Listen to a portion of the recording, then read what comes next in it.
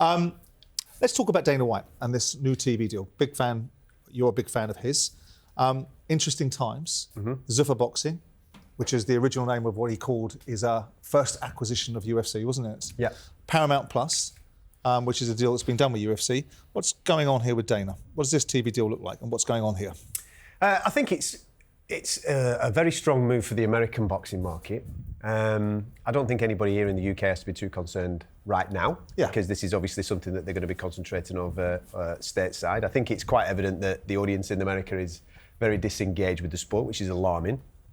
With the rise of the UFC, I think that's played a massive role of it, but also I think poor matchmaking for a period of years over in the States has played a role in that as well.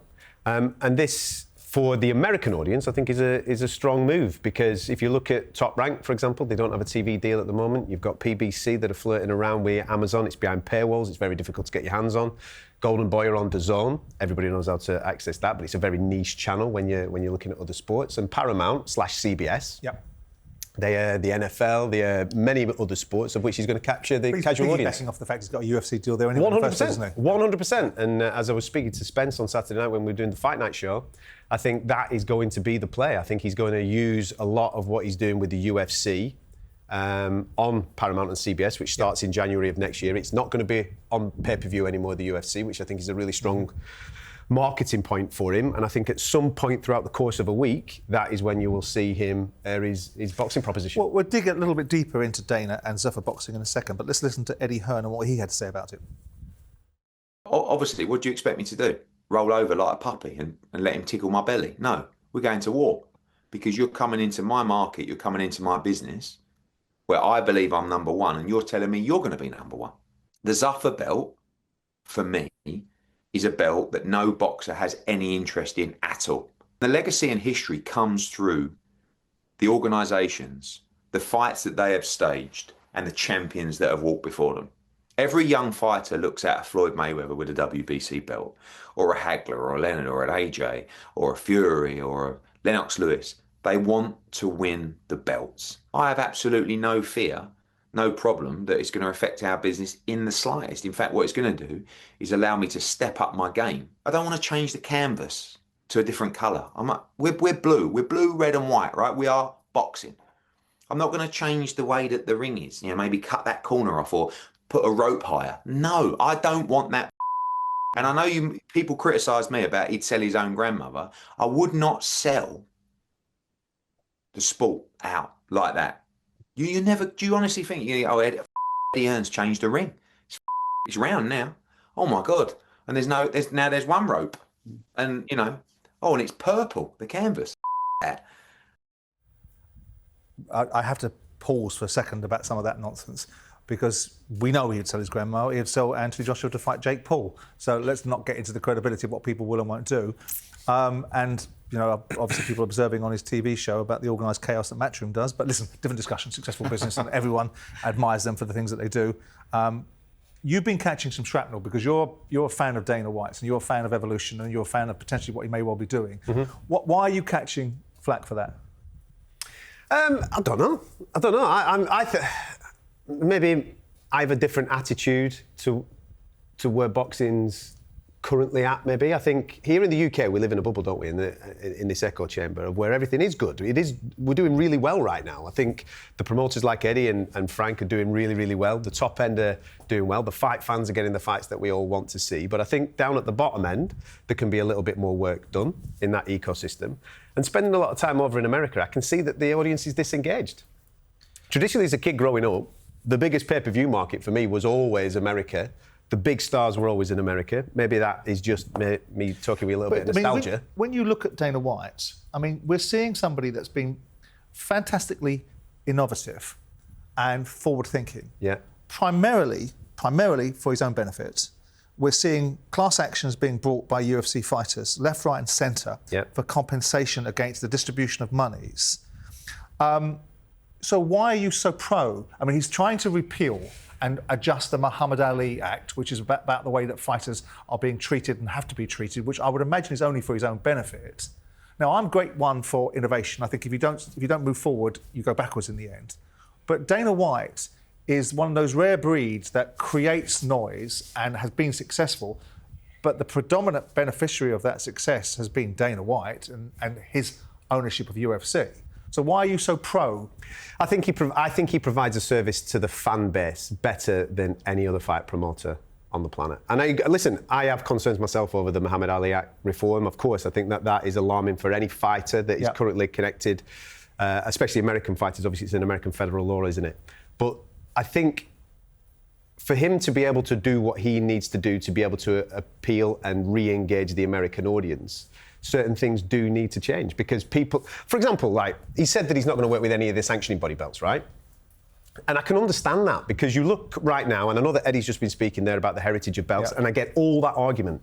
But right now, if you're a casual fan looking at this sport, there are 92 World Championship belts in operation right now. There's 18 weight divisions if you include the bridgerweight scenario. 51 people are walking around currently classing themselves as world champion, 22 interim champions. That's too much. That is misleading the audience as to what being a world champion really is. The model of the UFC works because we make a four-act one single, one song. But we make a four-act play about undisputeds. We make a four-act play out being undisputeds. Do you think fighters will go for this, Spence? Personally, no. I think that I think it's too big a job. I think that, you know, the heritage of the four belts, you know, they are what the fighters fight for. They are what they want, and we are getting the best fighting, the best now with the, you know, with the investment of Turkey Last Sheikh and Riyadh season. With the, you know, the fans are getting what they want. When we talk about boxing being broken, I heard Dana White talking about boxing being broken. It's broken in America, not here. We're getting the fights that we want. We're getting the talent coming through. Look at the amateur gyms. Look what's coming through. In America, they're disengaged. They're not getting that. Like, what did they have? One bronze medalist in the last Olympics? It was where they used to dominate. But isn't that medals the draw of other sports that's creating that situation, with NFL drawing what would typically be heavyweight fighters that would have found themselves in boxing? I think it's the other way around. I think the audience disengagement in boxing has actually led to these fantastic athletes then go towards NFL, towards the NBA, towards these other things. And that's why they're not boxing. If you go back to the 80s, I mean, top 10, top 15 heavyweights in the world, majority of them were American. Of course they were. But now they're not there anymore because they're completely disengaged with the sport. Because they're playing NFL and basketball or that's baseball. what I mean. They've gone elsewhere. But I don't think that's because of the lack of boxing. I think it's because it's the easy route. And there's easier ways of making money than being punched in the face. And it's not for everyone. That's why there's only so many boxers in the world. There's so many fighters in the world. With the UFC model, I agree with it. It's great for the fans. It's not great for the fighters. I agree. It never has been great for the fighters. Even if... Well, it's not... When you say it's not great for the fighters, what do you mean? I mean that... The distribution of monies. The distribution of monies, it's around 15-20% or something, as if from what I read. Yeah, so that's it's not currently good, 18%, yeah. The highest gross and highest paid 80-20 MMA fighters made the money in boxing. Conor McGregor, Francis Ngannou, etc. And now, if you're a UFC champion, you're fighting the best fighter every single time, so there's no longevity. So the fighters are being used up quick and moved on, and the fans are great because they're getting the next fighter, but the fighters are not really getting the longevity that they should get, the maximum potential earnings that they should be making.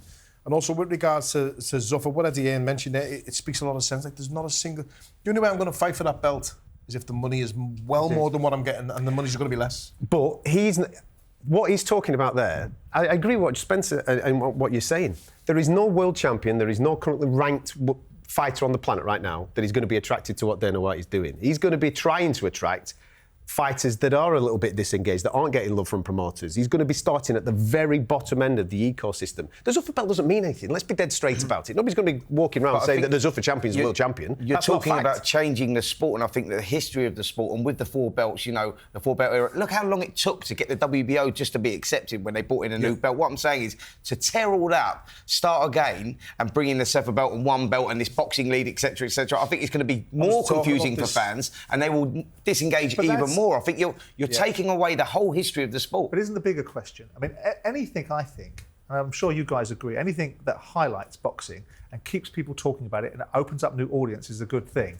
I think the real question is not whether Dana White is doing it out of the goodness of his heart, not whether Dana White is doing it from the principle of the fact that we know the UFC model has worked from a certain perspective, but the fighters themselves have got the rump end of the deal, hence the reasons why they've been paying out hundreds of millions of dollars in compensation, and hence the reasons why there's some jeopardy in the fact that TKO and boxers and UFC fighters mixing might be a bad mix for the overall picture of Turkey Last Sheikh being in business with Dana, because all of a sudden, you know, the UFC fighters are going to go, hang on second, these fighters are getting 80% of the purse, we were getting 20%.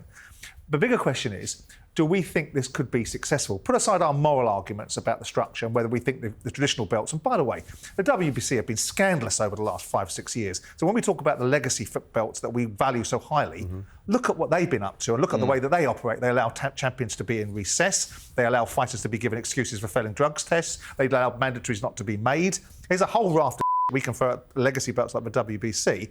But do we think that there's a potential that this is going to be a successful outcome given it's Dana White? Or are we just saying, forget it on all levels, we don't think it's going to work and we don't think it's a good idea anyway? My concern is we were talking about, fighters disengaging, fans disengaging from the sport because of what's going on, etc., etc. And if we start try and sort of tear what we've already got up and start this new thing with a silver belt and everything else, I think that the fighters would disengage even more because the interest won't be there that it was. So you've got to go through the layers here and go back to the grassroots and the amateur boxing, etc. And their dream is to become Olympic champion and become world champion, whether one of those 4 belts.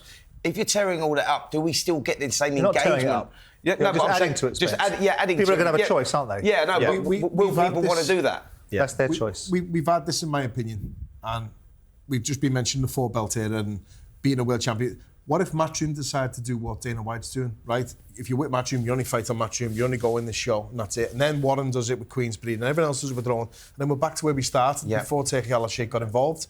So you can't have literally a closed shop and only that belt. And if I always used to say this about the UFC, if any promoter decides to do what he's doing, there's only one network where you're going to make money. There's only one network where you're going to be shown on television, and there's only one belt that you're fighting for. Then you could make a killing in boxing. You could have boxing great again, the best fighting the best, but it doesn't last, that model, unfortunately. I think Dana White's unbelievable at what he's done. I think he's a fantastic businessman. I think he's done phenomenal for the sport, and as a person, I think he's absolutely flying in the States. I just can't see this working in boxing because of the format. I think you need to look at it as a feeder. I don't think it's going to be competing with Eddie or Frank or any of these guys. Absolutely. I think it's going to be a brand new part of the ecosystem, which is going to feed the bottom end. It's going to be treat it like a contender series where people come, make a bit of a name for themselves. It'll be interesting to see what he does with those fighters because I think he's not a fool, will he? No. He's not I think the partnership. he's not going to allow them to be built up in his little area and then suddenly say, "Thank you very much. I put all the seed capital in you." No, they're going to off and fight. When they want to fight. This is the interesting thing of how that then does progress. Because he has partnered with Catterall and Sheikh. Catterall and Sheikh has his own shows away from the guys that he's working with, doing these Ring magazine things. For example, when we were out recently for the Canelo Crawford fight, they had a series of events throughout the course of the week. Young fighter Mikey Talon, he had a fight on a Wednesday, did incredibly well. You do that all the time. And then straight away, Catterall and Sheikh's in the ring going, "You're going to be on the Ben Eubank undercard," and he's on the Ben Eubank undercard. So I think that is going to be this that they are creating. Can I ask you, Adam, then as well, because where alarm bells ring for me when you mention about coming in at the bottom. Yeah. I know a few UFC lads who are training in local gyms in Liverpool. Yeah. The money's terrible at the bottom in the UFC. The contracts are not that good. And what's it compared to like boxing? Compared to boxing at the lower levels. So a young boxer could be going in and fighting for a British title and getting 25 grand, and the UFC they're getting $10,000 plus a 10,000 bonus win or 15,000 and a 15 bonus win. I don't know what the exact numbers are, so you couldn't quote me on it, but it's 20 and 20. You're watching, so you're watching 2 really, really good fighters knocking 7 bells out of each other in the UFC, and they're getting $20,000 each. And in the boxing, that type of level, the money's well better. So young boxers at that level. What at the entry level of boxing? The entry level of boxing, the money. They're getting paid 20 grand to fight. There's a lot better money in boxing at the lower level. Yeah, I totally agree with that. So at the level that those fighters are at, on live television slots on the UFC, to have a live British title fight, you're getting 20 grand for that, 25 grand for that probably. I think at the level that we're seeing them fights at, the money on the contracts has always been renowned to be very low for the fighters, and I think that's what would have to change for boxers to accept in Well, we'll see. I mean, just before we close this section off, there's a little aside to see that I was interested to see Ben Shalom doing a new deal with Riyadh season.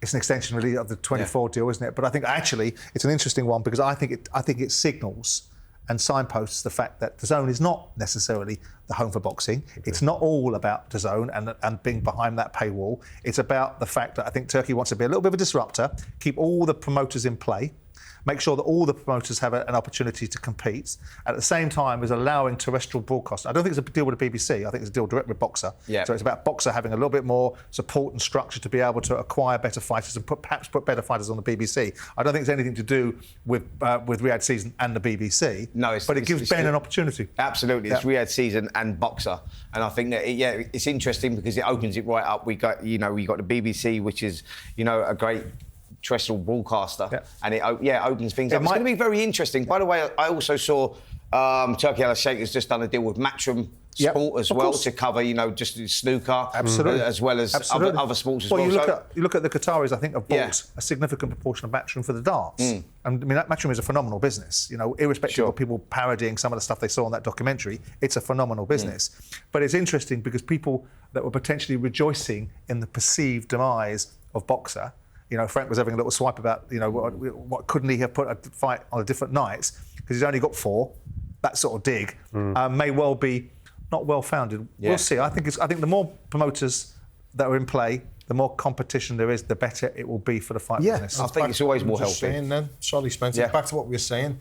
If Turkey Al-Sheikh is sitting above it all, you can work with every single one of them and make fights a lot easier. If there's one that's not really involved in the fold, then it's more difficult to make any fight you want. We'll see how the commerciality works out, because I get the impression they're retracting a little bit financially, and that the reality of the gold rush, there's gold in them hills, and everyone can get a huge amount of Saudi added tax in terms of the money that the Saudis would have to pay for it, is beginning to diminish. And I think promoters are beginning to pull it back in a little bit, and fighters are going to have to reacquaint themselves with the reality of there's a scale. And it isn't all about Saudi money. Question: what do you think the long-term goal is for Riyadh Season and the Saudis? Like, where where I say, look, they've shown an interest in Netflix, they've shown now an interest in BBC, obviously own part of DAZN. But do you think it's just to see where eventually it lands? They're achieving their aim. They want people to be talking about sport in Saudi and not other issues around Saudi. And also visiting Saudi. There was 20 million visitors last year. Well, you've got a population that's under 30. They want sport. They want Western entertainment. And so that's what they're bringing. Just the final one on the Zuffa boxing thing. I think it's going to look very different, their proposition. I think they're going to have their fights will be midweek. I'm interested to see what it looks like. So if you look, for example, last week, big UFC event. Next week, it's not going to be on next year, it's not going to be on pay-per-view with it being on Paramount, the UFC. So they'll go on a Saturday night. Friday night, they've got this slap fighting proposition. Thursday night, they have the jiu-jitsu competitions, which is on. Tuesday night, he already has Dana White Contender Series. I think it'll sit there on the Wednesday. Do you think it works? Do you think it works, by the way? What? The Zuffa boxing and what they're trying to achieve. Do you think it's achievable? It's a very, very big ask to attract the biggest names of the sport to that model as it stands right now. I think that is a very, very difficult thing to do. But one thing that he does have on his favour is, one, who he is and who his team are, TKO, WWE, all that. And as it stands right now, even though he has not done a show yet, he's got the biggest TV deal in America. The other guys don't have the TV deal. He's got the TV deal, and he's got the power of the UFC to be able to cross-market it back. Do you think also then that will bring American boxing back? Because we were talking about this Saturday night. I think that's where all the audience, all the big stars have gone into.